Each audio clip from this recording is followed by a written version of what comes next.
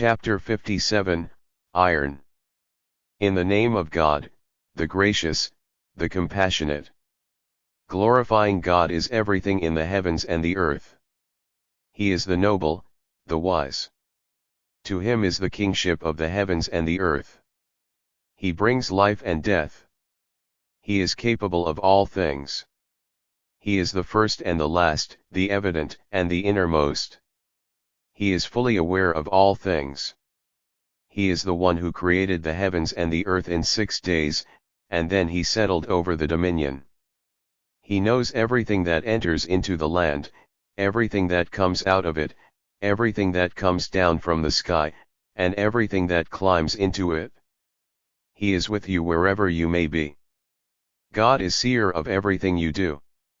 To him is the kingship of the heavens and the earth, and to God all matters are returned. He merges the night into the day, and merges the day into the night. He is fully aware of what is inside the chests. Acknowledge God and his messenger, and spend from what he has made you successors to. Those among you who acknowledge and spend have deserved a great recompense. Why should you not acknowledge God when the messenger is inviting you to acknowledge your Lord? He has already taken a pledge from you, if you are those who acknowledge. He is the one who sends down to his servant clear signs, to bring you out of the darkness into the light. God is kind towards you, compassionate. Why do you not spend in the cause of God, when God possesses all wealth in the heavens and the earth? Not equal among you are those who spent before the victory and fought. They attained a greater rank than those who spent after the victory and fought. For each, God promises goodness. God is ever aware in everything you do. Who will lend God a loan of goodness, to have it multiplied for him manifold, and he will have a generous recompense. The day will come when you see the acknowledging men and the acknowledging women with their light radiating around them and to their right. Good news is yours today, you will have paradises with flowing rivers, abiding therein. This is the great triumph. On that day, the hypocrite men and the hypocrite women will say to those who acknowledged, "Wait for us. Let us absorb some of your light." It will be said, "Go back behind you, and seek light." So a barrier will be set up between them, whose gate separates compassion on the inner side, from retribution on the outer side. They will call upon them. "Were we not with you?" They will reply, "Yes, but you led yourselves into temptation, and you hesitated, and doubted, and became misled by wishful thinking, until God's judgment came. You were diverted from God by arrogance. This day, no ransom can be taken from you, nor from those who rejected.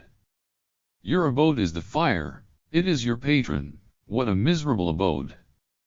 Has not the time come for those who acknowledge to open up their hearts for the remembrance of God, and the truth that is revealed herein? They should not be like those who were given the book before, and the waiting became long for them, so their hearts became hardened, and many of them were wicked. Know that God revives the land after it had died. We have made clear to you the signs, perhaps you may understand.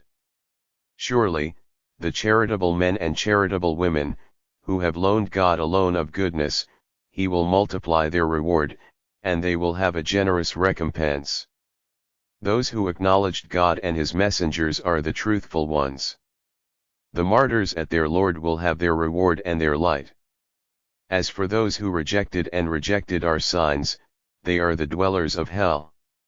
Know that this worldly life is no more than play and amusement, and boasting among you, and an increase in wealth and children. It is like plants that are supplied by an abundant rain, which appear pleasing to those who do not appreciate. But then they dry up and turn yellow, and become useless hay.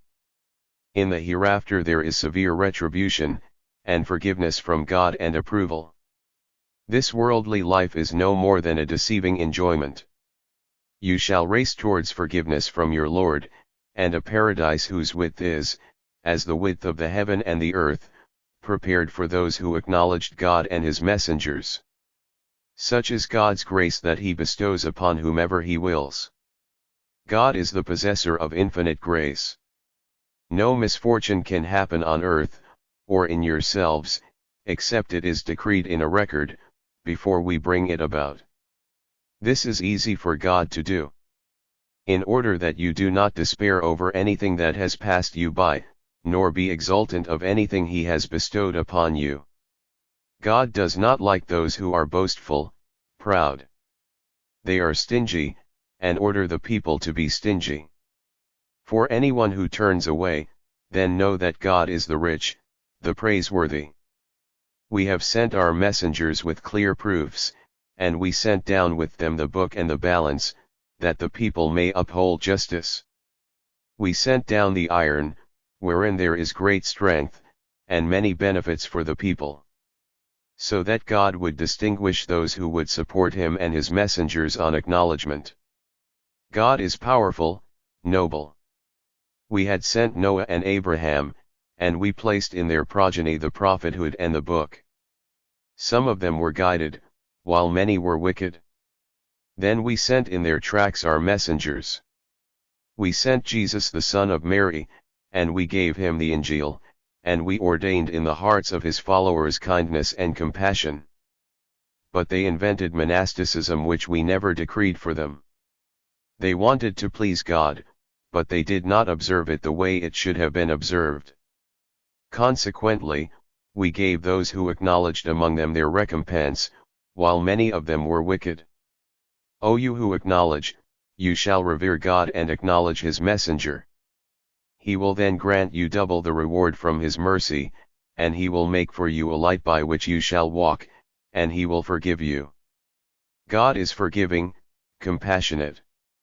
So that the followers of the book should know that they have no power over God's grace, and that all grace is in God's hand. He bestows it upon whoever he wills. God is possessor of infinite grace.